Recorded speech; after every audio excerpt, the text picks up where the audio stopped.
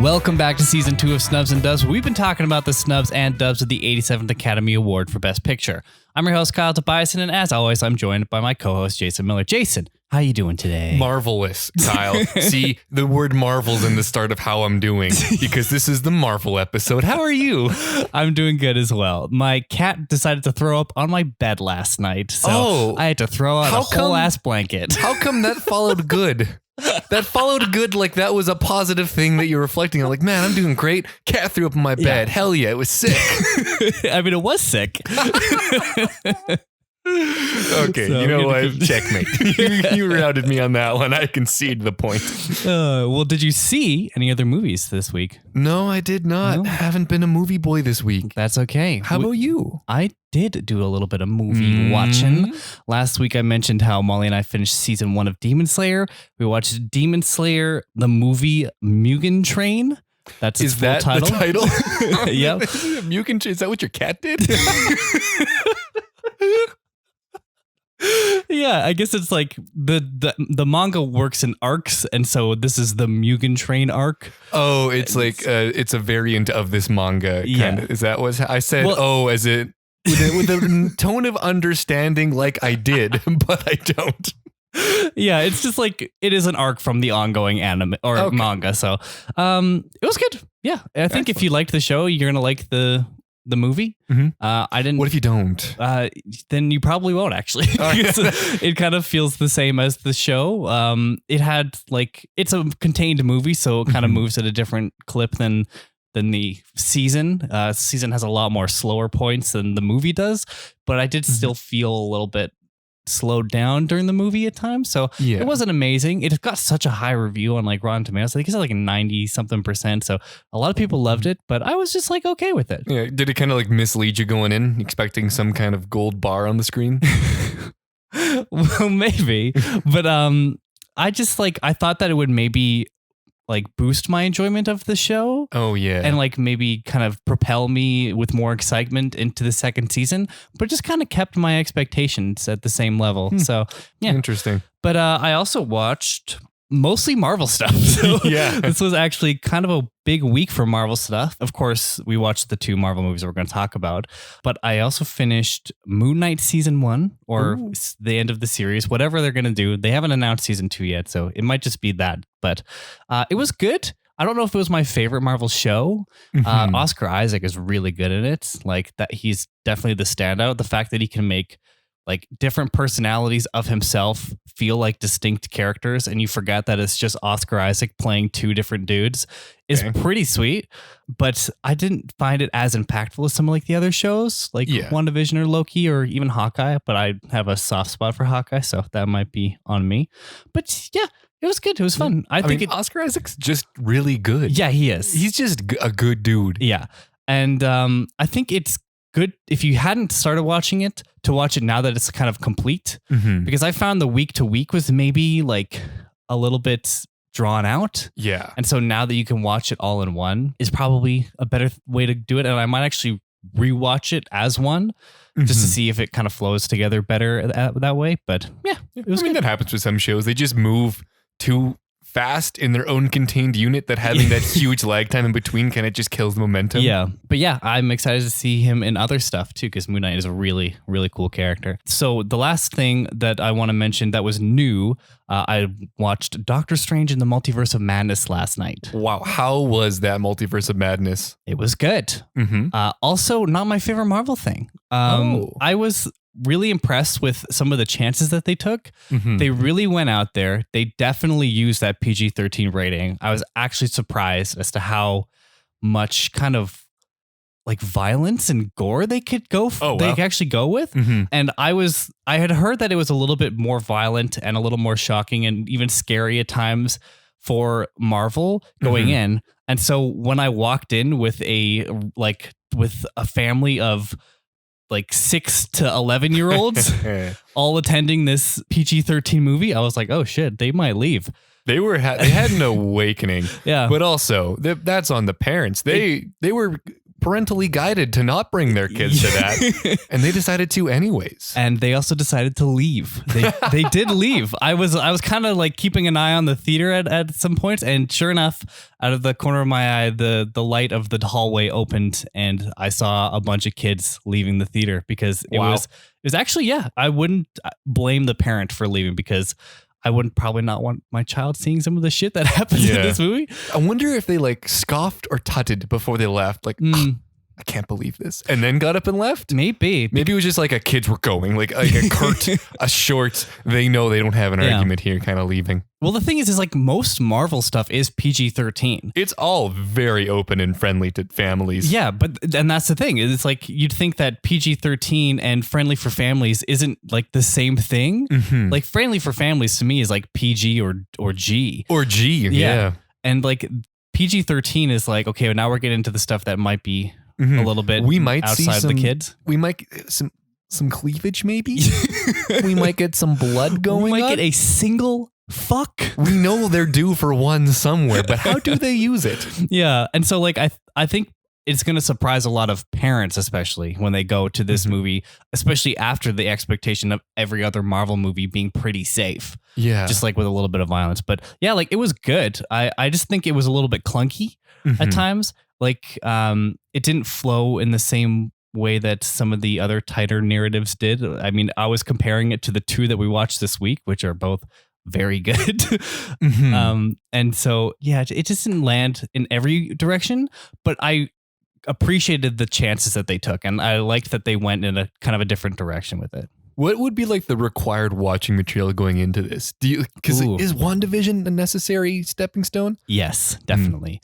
Which I think a lot of people coming out of it will complain about WandaVision because you do have to watch it. Yeah. But some of Wanda's character development from WandaVision to Doctor Strange: The Multiverse of Madness doesn't necessarily track. Okay. Because I won't get into it. I mean, that's kind of like the Iron Man arc where he does the same thing most movies. Yeah, well, yeah. And so I think some people might be annoyed by that, but I really loved what they did with Wanda because I loved to see it. And I love Wanda and Elizabeth Olsen.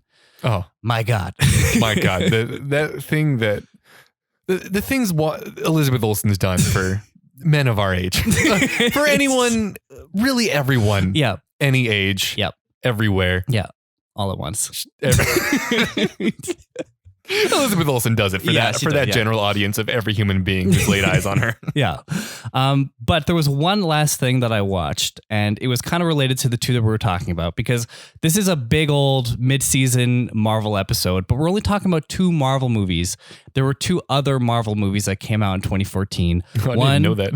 Was well, I guess if you count Big Hero 6, there's 5. Oh, okay. But but you didn't. Yeah. Good. But I did it because we already talked about cheap. it. Yeah. The other two were The Amazing Spider-Man 2. Oh. I did not rewatch that, but that's one of the worst Spider-Man movies, so I didn't really consider. And the other one was Days of Future Past. Right. X-Men. So that one we're not talking about in this episode or in this season at all. Sorry, folks. Or ever. What movie? And it was probably a good thing because after leaving last week's recording, I asked if you had seen it before, and you haven't seen like any X-Men movies. No, it's just like a whole blind spot in my general movie watching experience. I think I've seen random ones. Yeah. And like not in any particular order. Like I've seen some of like the older run, like the Phoenix one I saw. Oh. Just that one of that series. No. I didn't watch Logan, but I did watch Logan. Just Logan though. That's a good one to That just is a good watch, one. Yeah. None of the other Wolverine ones. And then I watched Apocalypse. Oh my, why do you watching the two worst ones and then Logan? Like one of okay. Well, Apocalypse sucked so much. Oscar Isaac. Yes, that? He was really the only redeemer. Well, yeah, even he wasn't that great in all honesty. Yeah, he looked like a Power Rangers television villain. He looked like a crap. He looked like the cat's puke that was on my bed. But no, Days of Future Past is a really good movie. But it does kind of depend on you having, I think, nostalgia and having watched not only First Class, but the first 3 X-Men movies as well. Not like any of the other X-Men movies, but like definitely those ones, because it does combine the two casts, young and old. It's really good. I don't know. I think I always forget how good it is because it's kind of buried behind these two. Yeah. And from this year, because when you talk about this year, like obviously these are two of the greatest Marvel movies in the MCU, in my opinion, and I think in many people's opinions. And so when X-Men Days of Future Past also came out in this year, and it was still good, but it was just not in the whole grand scheme of the universe, which was kicking off at this point and like post Avengers, it's just kind of got buried, I think. And yeah, but like it's still very good. And I think in a quieter season, we definitely would have talked about it, but this is too busy of an episode already. So, all right. Well, season 2 of Snubs and Dubs has been covering the films from the year 2014. And so for episode 14, we are going to be talking about both Captain America, the Winter Soldier, and Guardians of the Galaxy. Have you seen these two before? I've seen them both before. Yeah. Both in theaters, and particularly Guardians of the Galaxy, a lot. Yeah. You and I had a competition of who could watch it in theaters more. Yes. I'm pretty sure you won that. I But think so. the numbers we were putting up were not rookie numbers. These were seasoned vets on a heater kind of numbers. Yeah. We watched this in the theater a lot. Yeah. And these were like two kids on summer holiday after high school. And so we were ready and had the time to watch all these movies. We also worked at a mall where it was very easy to wander to the theater as soon as your shift was done. So we've seen a lot of Guardians of the Galaxy. Yeah. I've only seen Winter Soldier once. You've probably seen it more than that, I've because you watched it said quite a you've few watched times. it a lot as well. Yeah. I think in terms of my rewatch, I've seen the Winter Soldier about as many times as I watched Guardians of the Galaxy in theaters. Dang. Which is a lot. But then I would go through and I would rewatch everything before like a big movie. So like when the Avengers came out, I watched the first, it was 8 at that point. So it wasn't a big deal. Yeah. But then when it got to Age of Ultron, I rewatched everything else again. And then when it came to Infinity War, I watched everything again. Wow. And then even though it was only a year away, I would watch everything before Endgame again. And so I haven't done that since Endgame, but that's only been 3 years now. And so I just imagine your mind is like the opening Marvel sequence where it just flips through the comic books. Yeah. That's your mind flipping through every still from all of those movies. Yeah. I do remember going to Guardians of the Galaxy though, because I was in Kelowna and me and my sister went there on like opening night. It was Thursday and we just went to like the theater that was nearby and it was on a whim. And then the next day we were like, to my parents, we were like, you should go with us. We should go. We got to see this movie. And so we went the next day. Within 24 hours, we saw it again. And then I came back and saw it a bunch of time with other people. And yeah, it was good times. I think the most impressive thing about our rewatch run is I never went alone. I always had someone else there. Yeah, that's good. So I didn't stack the numbers. I think I did go alone at least once. Disqualified. This was like the only one that I'm talking about Guardians though that I watched more than twice in theaters though. Yeah. Most of the MCU movies I'll see at least twice. I think Endgame I saw 3 times and same with Infinity War. But Guardians was the only one that I saw more than like twice or 3 times. And I think it's going to stay that way. Yeah. It's like, I don't have that time commitment anymore. I'm not like that fucking guy in the States that watched No Way Home like King. over 200 times. King. Oh my God. That's like twice a day for like 4 months. I'd like to reiterate, King. When was the last time you watched any of these movies? I have not seen either since theaters. Wow. Okay. Yeah. I'm not a big, I didn't feel the need to rewatch a lot of Marvel movies. Going to other Marvel movies, they kind of keep you up to speed enough, in my opinion. Yeah, that's totally fair. I just get a lot You've of seen them. enjoyment out of it. So. The last time you rewatched these movies was 20 minutes ago. Yeah. Yep. But no, before rewatching for this time, the last time I saw either of them was leading up to Endgame. So that was 2019. Yeah. That sounds right. Yep. Well, if you were interested in Guardians of the Galaxy or Captain America the Winter Soldier, I've included the links to the physical media related to it in the show notes. If you buy through those links, it'll help out the show. Or if you have any other Amazon shopping to do, follow the general links to help out our show in the process. A reminder that this is going to be a spoiler-filled conversation, so if you haven't seen these movies yet for some reason and you want to, go ahead and do so. They're on Disney+. But without further ado, we're going to start with Captain America and then do Guardians. So I'm going to start us off with Kyle. Captain America. Hit it. Captain America, the Winter Soldier was directed by Anthony and Joe Russo. This was their first Marvel movie, but they went on to direct Civil War, Infinity War, and Endgame after this. So Wow, they were given the reins. Yeah. Same with the writers, Christopher Marcus and Stephen McFeely. Marcus and McFeely are Marvel frequents, having written Captain America, the First Avenger, Thor, the Dark World, both prior to the Winter Soldier. But then after the Winter Soldier, they wrote Civil War, Infinity War, and Endgame. However, I read in a fact that Chris Evans and Scarlett Johansson wrote a lot of their dialogues for their scenes together. That makes sense because they are their characters at that point. Exactly. Yeah, this would be like their third time playing it, which seems low, but that's, I guess this is the reverse of method acting where they don't need to stay in character. Their characters have become them. Yeah. They are Black Widow and Captain America. Yeah. I mean, now they're dead, but I'm pretty sure I've seen the movie since then. I'm talking about the fuck. You son of a bitch. All right. Well, this has a pretty stacked cast. It stars Chris Evans, of course, as Steve Rogers / Captain America, Scarlett Johansson as Natasha Romanoff / Black Widow, Sebastian Stan as Bucky Barnes / the Winter Soldier, Anthony Mackie as Sam Wilson / the Falcon. And that's where we end the slashes. Colby Smulders as Maria Hill, Frank Grillo as Brock Rumlow, Emily Van Camp as Sharon Carter, Haley Atwell as Peggy Carter, Robert fucking Redford as Secretary Alexander Pierce, and Samuel L. Jackson as Nick Fury. I like how I did the fucking for Robert Redford instead of Samuel L. Jackson. Instead of Samuel L. Jackson, the man who was most famously fucked. Yeah. But it was, I think, a shock for me and a lot of people at the time when Robert Redford decided to be in this movie because we all thought he would be above it, but no. But no, he's in it. And he's great. Yeah. All right. It has a runtime of 136 minutes and it released on April 4th, 2014. Jason, what did you think of Captain America, the Winter Soldier? So we're going to be moving through these at a bit of a clip because we're doing 2 movies in 1 episode, which is unfortunate in a little bit because I was kind of cold on the Winter Soldier going into a rewatch. I don't know if I accurately remembered it, but I wasn't loving it when I was rewatching it. It was something about it just didn't click for me.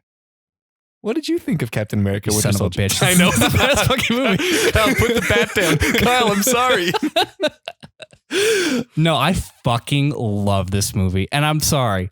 This is where yes, I've been, I could be criticized as being a Marvel fanboy, but when it comes to this movie in particular, and also Guardians in a sense, but this is where I fucking thrive. This is my shit right here. I love everything that they did with this. This was the moment where, for me at least, and for a lot of people, I think, where Captain America became my favorite Avenger. Mm-hmm. Whereas before, he was kind of he was cool, but, maybe a little bit boring. Everyone's favorite was Iron Man. But this movie, he fucking kicks ass and it's so cool. And I love how they went into kind of a spy thriller thing as well. And yeah, sorry. That's okay. I fucking love it. But I have a brisk little plot here. All right, hit me with that plot. Almost didn't need to look at the Wikipedia to review. This was even pre-watching. I usually do my notes before watching the movie if I've seen it before. This was off the top of my head for the most part. So here we go. Okay, so basically 2 years after the Avengers, Steve Rogers works for S.H.I.E.L.D. with Black Widow and a bunch of other people. S.H.I.E.L.D. is building a big-ass helicarrier, actually 3 big-ass helicarriers that can kill people before they do bad things. And Steve is like, nah, that ain't right. Mm-hmm. Turns out it surely ain't right because, surprise, Hydra lives on within S.H.I.E.L.D. and is doing bad shit. They used brainwashed Bucky Barnes as a Winter Soldier to attempt to assassinate Nick Fury, which apparently succeeds until it turns out that he faked it to lose some heat. Steve and Nat recruit Sam Wilson, aka the Falcon, to help them out, and they manage to sabotage Hydra's attempt at killing all the cool, smart people that triggered them. While this is happening, Steve tries to save Bucky from his brainwashing, but takes a beating and nearly dies, but Bucky finds it within himself to save Steve and disappear. In the end, both S.H.I.E.L.D. and Hydra are no more. Nick Fury goes into hiding, Natasha goes off to do some spy errands, and Cap and his new BFF Falcon start on the Bucky hunt. Post-credits also gives us our first look at Wanda and Pietro, but yeah, that's it. Oh, wow, that was a really... that plot was brief. Yeah. I mean, come on, if I feel like people have seen this movie. I'm making assumptions, yeah. but people have seen this Definitely movie. people have seen this one because it's a required stop on the way to Endgame. Well, yeah. Like you have, I mean, both of these you have to get to Endgame. Yeah, definitely. But this was like main series, mid-stride. This Mhm. wasn't like an introduction where sometimes you get skipped. Like I never saw Black Panther because it was an I don't know why I didn't see it, but never watched it. Okay, that's Yeah. fine. So yeah, people have definitely seen this movie. I Yeah. think it is like regarded as one of the better of the Marvel series. Yep. I was kind of bored by the action. Okay. A lot of Interesting. the action scenes just were too long. Mhm. Like the scene where Nick Fury is getting chased while he's driving around was way too long. It's just shaky cam and cars driving. Yeah. You didn't need all of that. I will say, like, they do use the shaky cam Bourne style of A action lot. quite a bit. Yeah. Yeah.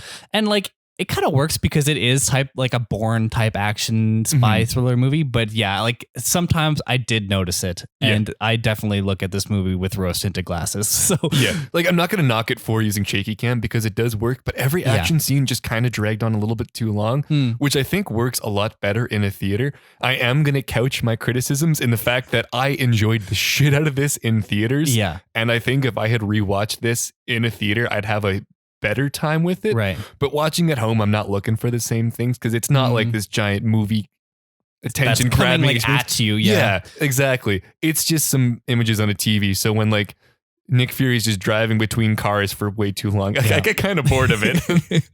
Yeah. There's some lines in that scene though that I fucking love when he's like, give me hell. And it's like communications array not functioning. Well, what is functioning? Air conditioning is fully operational. Yeah. That's one of my faves. And I think like that is such a Marvel dialogue line, but it's done really well. Yeah. Like this movie takes a lot of the mainstays of the Marvel and specifically like core Avengers line and just does it the best that a lot of the movies are ever going to get it to do. Yeah. I think I really appreciate this movie for that because other Marvel movies, including Guardians, will try to be funny and sometimes not succeed. This movie almost doesn't feel like it's trying to be funny, but sometimes it is trying to be funny. And in most cases, it does land for me. In this movie, where something like Guardians, which we'll get to, it doesn't always land. Yeah. And I think with Winter Soldier, they're better at not pausing for laughter, which a lot of Marvel movies do. And it is kind of annoying when the line's just not that funny and then they expect you to laugh there. So they're quiet for a couple seconds. Keep moving. Like if it's just don't worry about that. Literally, there's a scene in Infinity War where if you're watching it at home now, it's so awkward.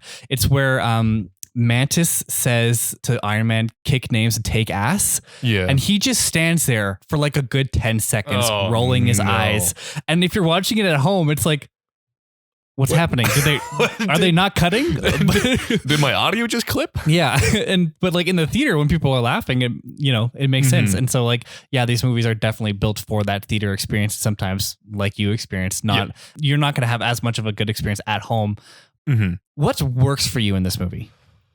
I think like the characters are already really fleshed out, so they don't have to waste any time kind of building anything. Like I think they do build on the relationship between Black Widow and Cap really well in this. Like you kind of get a good sense of the full range of them on the first mission, how there's a disagreement, how they're kind of like they're fighting, and you can see like operationally how they work as teammates. Yeah. But then that kind of develops into like an actual like friendship and relationship. And even though they kind of tease the will they won't they, you kind of know they won't. Yeah. They're not going so deep into it that you actually think there's a chance, but they do make you question the exacts of their relationship, which I think is well done. Plot-wise, I do like the plot overall. Yeah. It's stretched out in the fact that they make a lot of room for action, so there's not that much happening. Yeah. And the core tenet is that Captain America finds out that they're, Patriot acting this thing where they just have like they're trying to create like a police state. He doesn't like that. Yeah. Finds out people are co-opting it, stops that. Like it is a pretty small arc with just a lot of stops along the way.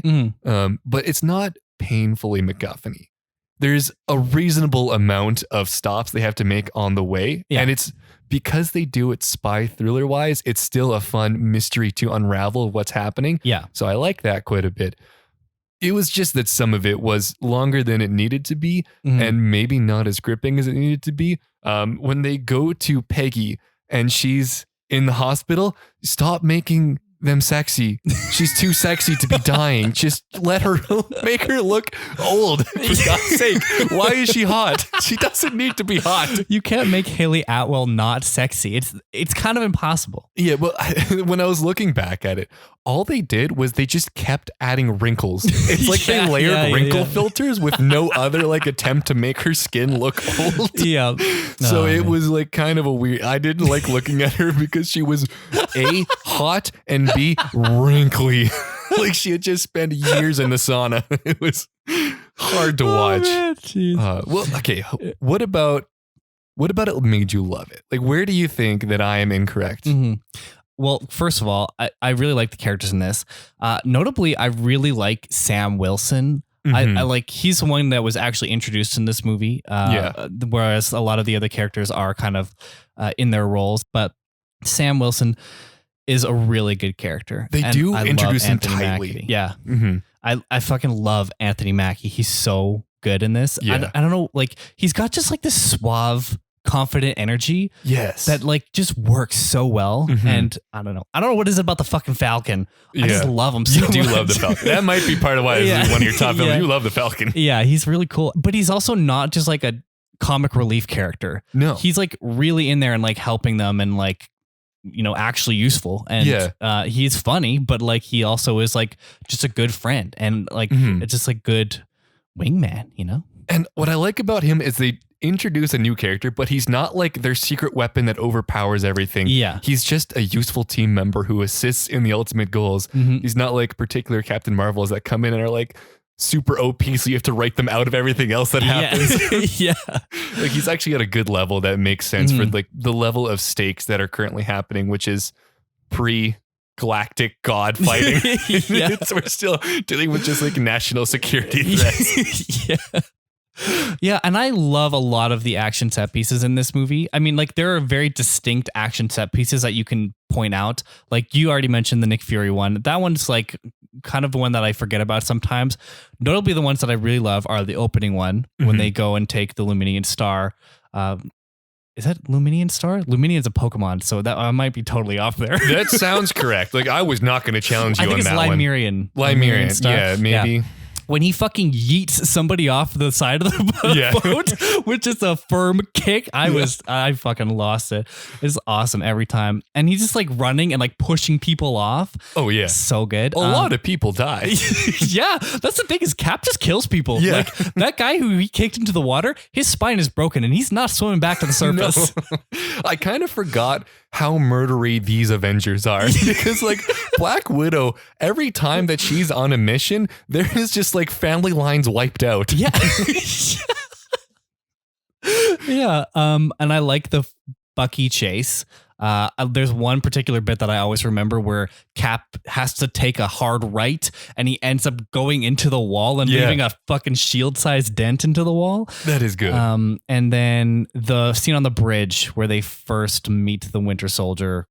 Or like, I guess they met him in that chase, but like the first kind of conflict within the Winter Soldier and Sam's there and everything, starting when he fucking pulls the steering wheel out of the car. Yeah, oh my God. That's good. Oh, okay. Another thing. This is something that bothers me about just action generals in action movies in general. Yeah. Is that villains have guns depending on how close to you they are. If they're far enough that it's just suppressing fire, they're all heavily armed and willing to shoot immediately. Yeah. If they're within punching range, they suddenly no longer have a gun to defend themselves with. And it kind of brings me out of a lot of action scenes. Yeah. If you like actually notice it and sit back and are looking for it, yeah, I'm sure you could see that. Yeah. And it's like, it happens a lot in this, but like, I don't know. That is just something in general that John Wick does really well. Yeah. And a lot of action movies don't spend the time to make sure that all flows perfectly. So whatever. Yeah. I mean, like, other than Black Widow, a lot of these guys don't use guns. Like Cap uses his shield. Cap, which is why no one can have a gun close to him because it's immediately going to cancel out his shield. Yeah. Oh, just shoot his feet. Like, I don't know how's no one figured that he has 2 feet that are not protected by the shield. Literally, there's a guy in with a minigun shooting directly at the center of the star. The whole time he's got feet, buddy. Break his ankles. Come on, deke him out. Yeah, but all right. Well, did you want to move on into some other stuff? What's the other stuff? Some reviews, Oh, yeah, some criticisms, and some wrap-ups. other things. Yeah, let's do that. Cool. So it has a 90% critics on Rotten Tomatoes and a 92% audience. IMDb was a 7.8, Metacritic 7D. So yeah, pretty high. That is pretty high, pretty well received. And very well received by the public as well, because on a budget of $170 million, it made $714.4 million, landing it at number 7 at the box office that year. Yeah, good. That's good enough to fund a couple more helicarriers.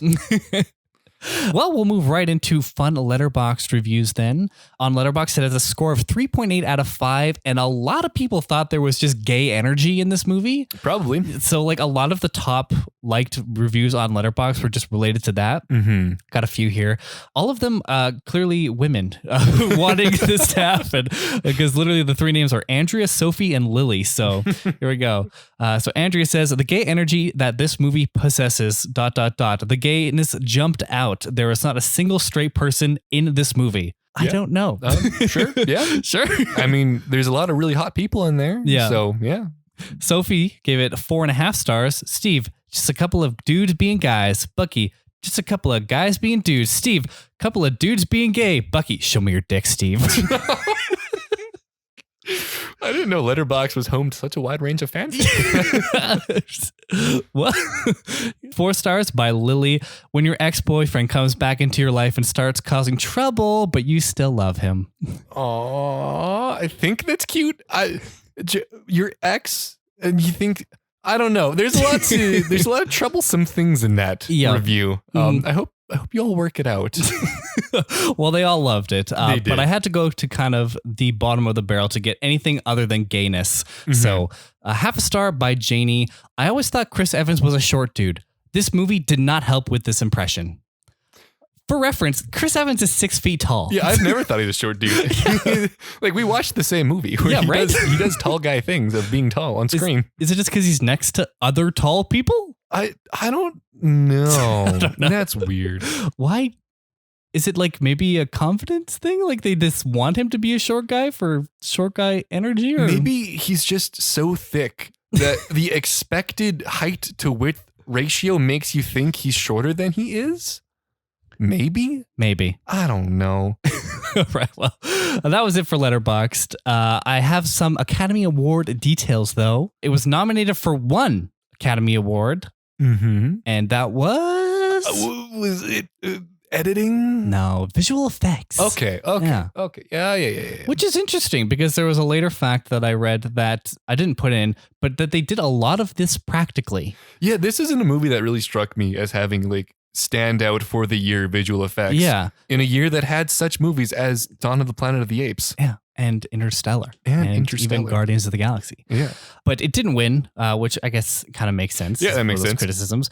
So it didn't win any Academy Awards. It was nominated for 11 Saturn Awards from the Academy of Science Fiction, Fantasy, and Horror Films. They fucking loved it. It was nominated for Best Supporting Actress, Scarlett Johansson, Best Actor, Chris Evans, Supporting Actor, Samuel L. Jackson, Supporting Actor, Anthony Mackie, Best Writing, Best Directing, Best Production Design, Best Editing, Best Comic to Film Motion Picture, Best Music, and Best Special Effects.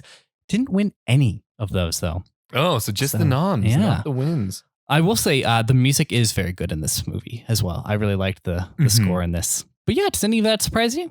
No, I didn't expect this to be a movie that got a lot of like technical awards. No. I could see like an editing or director probably, but that was kind of what I would expect from it. I'm not shocked that it didn't win anything though. Yeah. The directors did a really good job. And especially a lot of people were worried because these guys had mostly directed TV before. They were mostly known for Community. Mm-hmm. And so a lot of people were like, oh, like how are these TV directors going to do on this big Marvel movie? And then they went on to direct the biggest movies of all time. And then this became them after that. Yeah. This is a Russo universe, not a Marvel one. All right, well, I'm going to wrap up here with some interesting facts. Nick Fury relates a story of his grandfather being an elevator operator. In real life, Samuel L. Jackson's grandfather was, in fact, an elevator operator. Oh, wow. Did he carry a gun around with bags of money? That was not in the interesting facts, so I'm we can only clear assume on that. yes. So I was saying that I was surprised that Robert Redford was in this movie. Apparently, he wanted to do the film because his grandchildren were Marvel fans, and he wanted them to see him in one. So imagine having that, Paul, that you can do movies this huge in career making as like a fun thing for your kids. That's disgusting. Yeah, Robert Redford probably just pulled up there, and before he could even ask what they wanted, they were just saying yes. Yeah, he just came up and said, "I'm in your movie." Hello, I'm Robert Redford. I will be in your movie. And lastly, Anthony Mackie's appearance in this film fulfilled his dream of playing a Marvel comic book character. He wrote a series of email pleas to Marvel wanting to play any comic book character that would appear on film. The studio repeatedly replied to him that they will respond in due time. Mackie's emails caught the attention of President Kevin Feige, who subsequently offered him the role of Sam Wilson, aka the Falcon. So an interesting dichotomy there. Yeah, compare those energies. You have your Chad and you have your simp energies coming in there. And both, ladies and gentlemen, work. Yeah. Do whatever you want. Just shoot your shot. No matter how pathetic and sad it is, you might become the Falcon. Yeah. Who knows?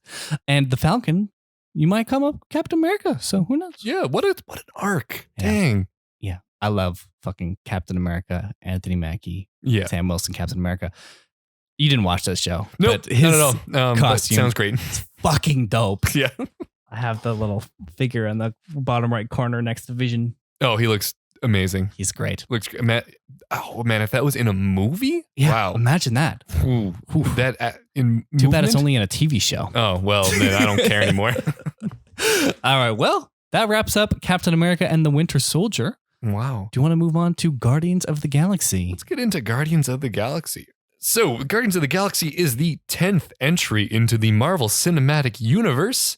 The Guardians of the Galaxy, which is retroactively known as Volume 1 afterwards, but was just released as Guardians of the Galaxy, is directed by James Gunn and was written by James Gunn and Nicole Perlman. Stars Chris Pratt as Star-Lord, Zoe Saldana as Gamora, Dave Bautista as Drax the Destroyer, Vin Diesel as Groot, Bradley Cooper as Rocket, I forget that every single time, right? And Lee Pace as Ronan the Accuser. It has a runtime of 121 minutes and was released on August 1st, 2014. Kyle, we've seen this movie a lot. What do you think about it? It's really good. It's really good. I always enjoy rewatching it. Yeah, that's the thing. Every time that I went to the theater and rewatched it, I had a merry old time. Like, I never went just out of pure wanting to watch it more. I went back because I wanted to see it again. So I was happy to rewatch it. And I still had the same pleasant fuzzies watching it now. Yeah. It's a really solid movie. The humor hits. Yeah. Yeah, it's good. Less shaky cam. Yeah, it was great. Plot time? Sure. Give us a plot. I will not be as quick as you, but I still got this down to a reasonable plot.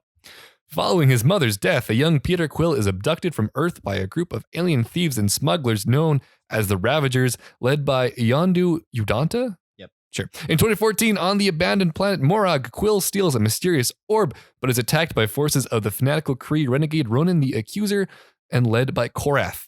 Although Quill escapes with the orb, Yondu discovers his theft and issues a bounty for his capture, while Ronan sends the assassin Gamora after the orb. Gamora ambushes Quill as he tries to sell the orb and steals it.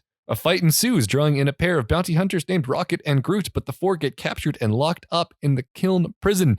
An inmate there, Drax the Destroyer, attempts to kill Gamora due to her association with the powerful intergalactic warlord Thanos and Ronan, who killed his family. Quill convinces Drax that Gamora can bring Ronan to him.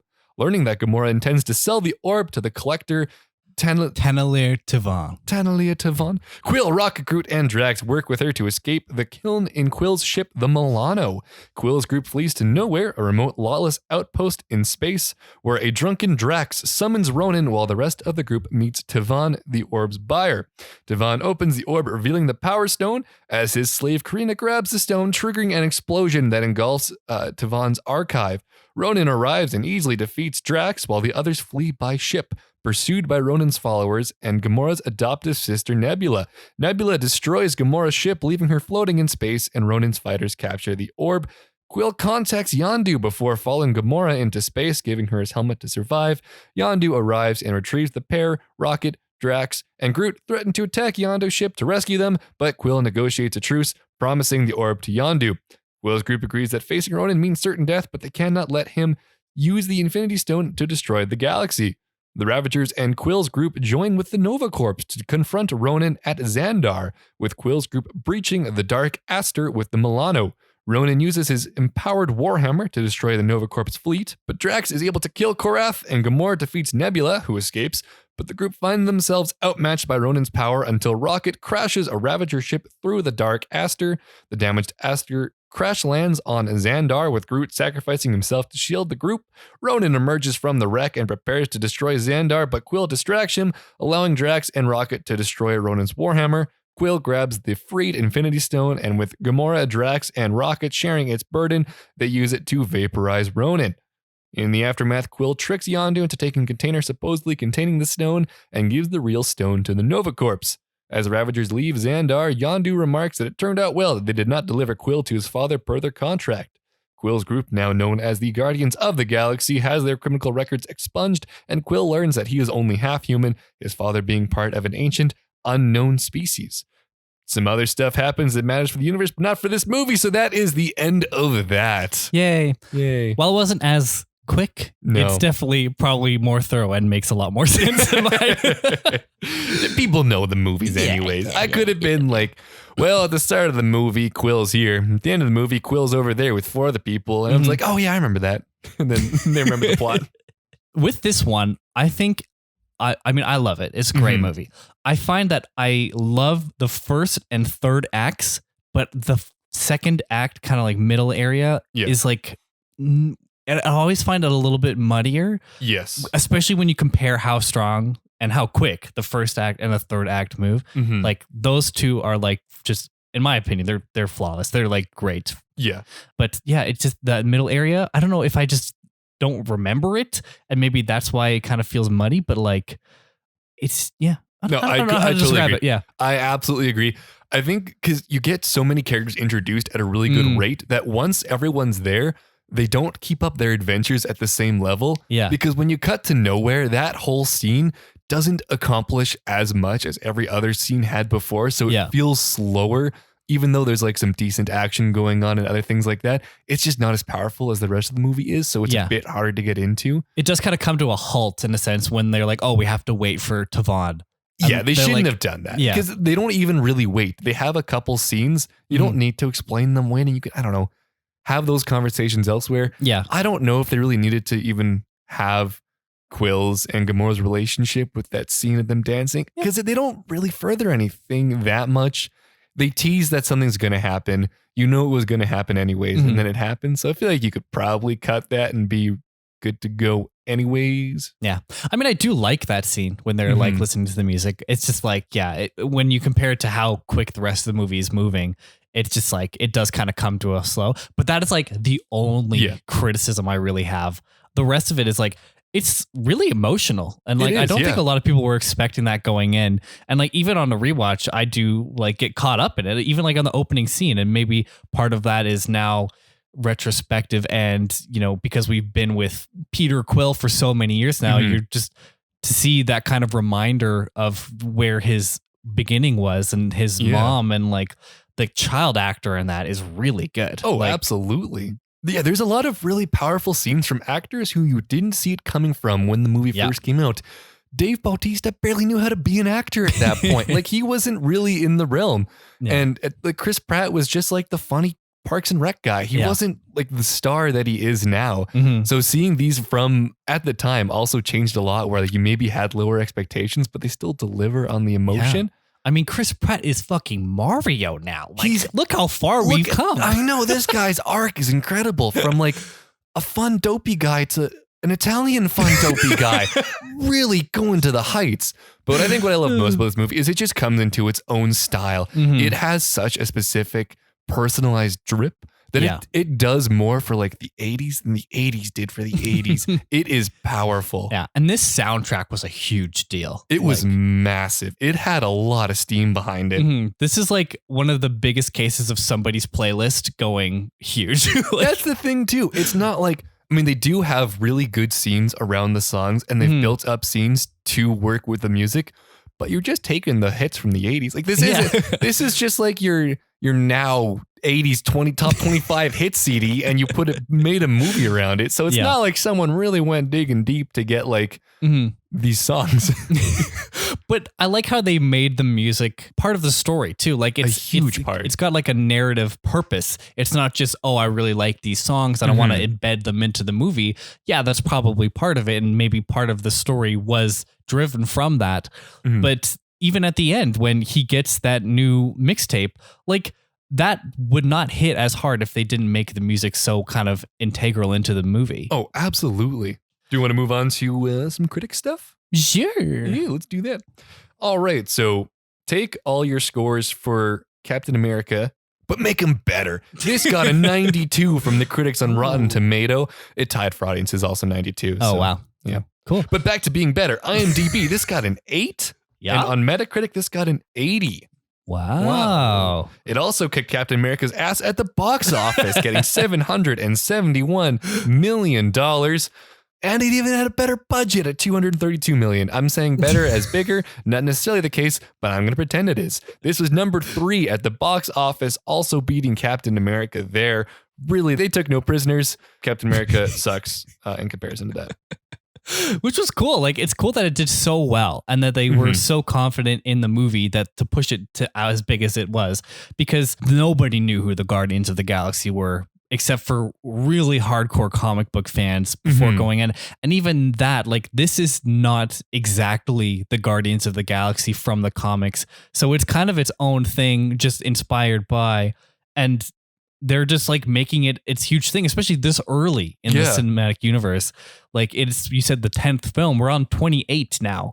I know, that's crazy. And so, like, I do commend them for taking that risk and going so weird with it and making this awesome movie and putting it in the hands of James Gunn, who, like, prior to this, you know, made Slither. Yeah, like, they kind of went off the board and it worked so well. He was the perfect director for this movie. And I think they've kind of learned from this and from Captain America to kind of trust in some directors that maybe haven't taken a stab at a big blockbuster before. Yeah. And there might be an aspect of, hey, we can push you around because the vision of the universe is ultimately driven essentially by the president, Kevin Feige, and the committee that makes these movies happen. But, like, they do take a chance on an individual's voice who maybe hasn't been heard on that scale before. And I think that's awesome. Oh, absolutely. And also, this was massive for their careers. Like, both the Russo brothers and James Gunn are kind of running around doing whatever they want now. Yeah.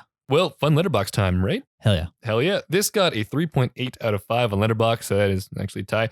This did not get many fun Letterboxd reviews. I went through a lot of pages. Yeah, what is with the Letterboxd on actually good movies that, like, there's no fun shit? I don't know. There's just so many that I think the lowest common denominator problem comes in, where it's just like things that the most people find funny aren't really that funny to, like, particular people. And I found in the lower reviews, people were just like, fuck Marvel. Like, this is stupid. Put like some like quality, give me Marty Scorsese movies, please. Yeah. I went through the low reviews for this movie and it was people committing hate crimes on Chris Pratt. Oh no. People really hate Chris Pratt and are willing to take it out on him on any forum. But the two that I found that I thought were worthwhile, 4 stars. This takes me back to when I still liked Chris Pratt. So we didn't quite get away from the Chris Pratt hate because that was still, but that was a fun take on it. Lily, 4.5 stars. Rocket Raccoon, my little meow meow. What the fuck? I don't know. I thought that was great.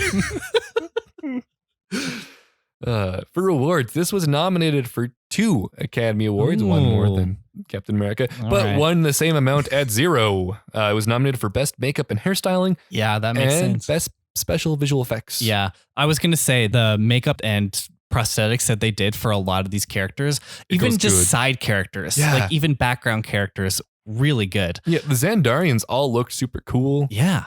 I mean, like, look at what they made John C. Reilly look like. Yeah. Total goof. They made a... You almost couldn't tell. No, I'm kidding. Yeah. You knew exactly who it was. You can't hide John C. Reilly. For other notable awards, this also had a lot of traction at the Saturn Awards for nerds. This got nominations for Best Director, Actor, and Makeup. It won Best Director, Best Actor, and won Best Makeup. This also won the Critics' Choice Award for Best Action Movie. and was a Grammy-nominated soundtrack. Yeah, that makes sense. Yeah, the soundtrack would also top the Billboard Top 200 that year. That's wild. Ooh, that's big. Mm-hmm. For interesting facts, this will make up for a pretty light letterbox section because there was some fun stuff going on. James Gunn stated that Chris Pratt's audition was so good, he was prepared to offer him the role even if Chris Pratt did not lose the weight or get in any kind of shape. Gunn joked that he was willing to CGI a six-pack on Pratt's body. However, Pratt asked Gunn to give him 6 months to lose 50 pounds, and he ended up losing 60. Wow. Vin Diesel recorded all his lines in several different languages, including Russian, Mandarin, Spanish, Portuguese, German, and French. Wow. So they could use his real voice in the film around the world. Surprised he didn't sneak in a We Are Family. I mean, like, that's a pretty impressive stat, but you have to remember that he had 4 words and one of them was a proper noun. You don't need to translate Groot. So, like, I'm sure we could all learn how to pronounce that one sentence in those languages in a pretty short amount of time. Yeah. But still good for Vin Diesel. Bradley Cooper was paid more for voicing Rocket in this movie than for starring in Silver Lining Playbooks and The Hangover combined. Have you ever seen like a behind the scenes of him recording? I don't know if I want to. It's really fun. It's really funny. The immersion breaking nature, that's incredible. But he also does a really good job because I keep forgetting it's Bradley Cooper. Yeah. It is strange, like, to think that Bradley Cooper, Academy Award nominated Bradley Cooper, has he won? I don't know. Yeah, whatever. He's at least been nominated. At least. Is it like in this goofy ass space movie and then also in Endgame alongside of all of those like mega stars? Yeah. It's so easy to forget. But yeah, because he like does a whole different voice. I mean, if you listen, you can hear Bradley Cooper in there. It's the kind of thing where if you go looking for Bradley Cooper, you're going to find him. But if you don't think about it, you probably won't hear it right away. And that's a pretty good spot to be at. It took the makeup artist 5 hours daily to do makeup and apply 18 prosthetic tattoo pieces onto Dave Bautista. Chris Pratt revealed that during the process, Bautista stood the entire time with hands holding onto rails which had tennis balls on them with no complaints whatsoever. Eventually, the process was narrowed down to an average of 3 hours, while 90 minutes were required to remove all the makeup. Wow. Yeah. And last one, this is a big one. The cassette player used by Peter Quill was the Sony TPS L2. It was the first personal cassette player released in 1979. It was originally called the Soundabout, then changed to the Walkman. Cool. Yeah. I like Soundabout. Soundabout is pretty cool. Sound about right. But the Walkman kind of gets the picture across. Because before, walking and listening was unheard of. You had to pause for conversations. The Walkman trained the human race to get that down to an art, though. Well, do we want to get into some scoring? Yes. We're going to do now our scores for both films. I have mine ready if you are wanting to hear them. Oh, I would love to hear them. So I'll start with Captain America. I gave enjoyment a 5. I fucking love this movie. So that's pretty much my explanation. You don't need to defend yourself. No, you can't. I'm kidding. Craft, 4.5. Thought it was very strong. I really liked it. This is like an elementary school show and tell. This is my pet. I like him. This is another picture. I like him. Execution, I also gave a 4.5. Thought it was very well written. Thought it was very well written. And the actors are really good at it. Yep. Rewatchability, this one's a 5 for me. I can watch this one anytime. And you pretty much have. Yes. You've backed that up with facts. Do you want to give your Captain America scores? Yeah, let's go into my Captain America scores. For enjoyment, I've given this a 3. It was enjoyable. It was Jesus, this fucking guy. Okay, it was a good action movie. Yep. For craft, I was a little harsh on this one. I gave it a 2.5. Before you fight me with your fist, I will say this was such a Marvel movie recorded on a soundstage. Some of the CGI only aged kind of fine, and having seen Dawn of the Planets of the Apes recently enough, I know they could have done better.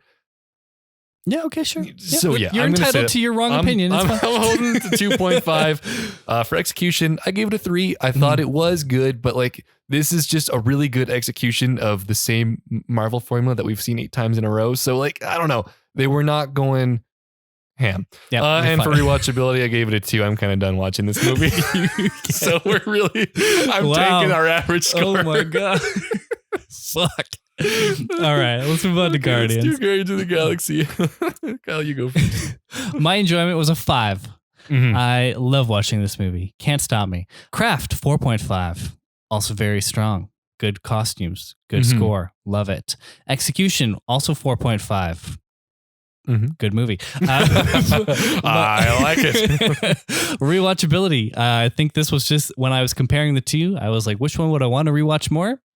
It was Winter Soldier. So this is 4.5. Yeah, that's still really still high. Yeah, But that's still good. You've liked this movie, and I think that's good and a fair thing to do. For enjoyment, I gave this a 4. I like it quite a bit. Not a 5 though. For craft, I gave this a 3.5. For execution, I gave this a 3.5. And for rewatchability, I gave this 3.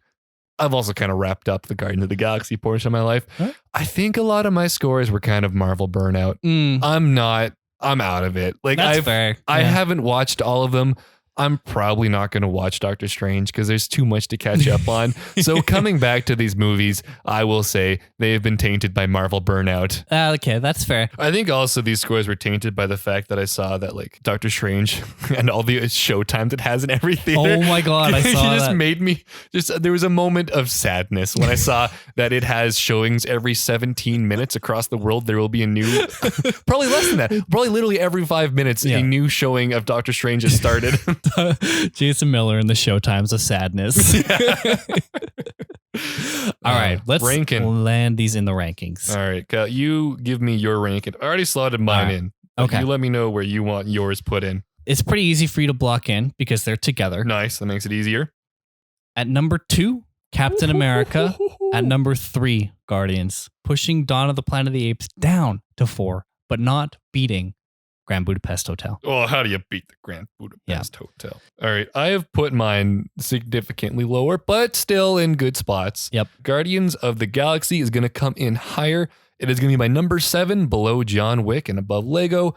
Cap Am Win Soul, as I've written it out, is going to be number 10, above Boyhood, below the Babadook. Yeah. Weird. I stand by that. Yeah, no, it's fine. Yeah. No, I had a feeling we were going to just blatantly disagree in some regard here. Yeah. This is a little bit of a bias on my end, I will admit. Okay. These aren't objective rankings. These are how they make us feel. And they make me feel happy and good. I'm glad. Yes. I'm happy for you. These make me feel about a 7 and 10 out of my 2014 season rankings so far. Here's the thing though. There's still more on the horizon. And I think these are going to get pushed down. I feel like these are going to hover about where they are. Yeah. I think when I was putting these in, I felt like this is going to be like a pillar of where these positions are going to lock in and movies are going to move around them. This season, like we started and it was kind of like a couple of them were popping in that were like not so good. And at the start of the season, we're like, oh, this is a fucking, this is like a year. This is a fucking year. Yeah. But like a couple of them popped in. Now, I think from here on out, it's just banger after banger after banger after banger. I'm excited. It's going to get deadly. So, except for maybe some of the other nominees.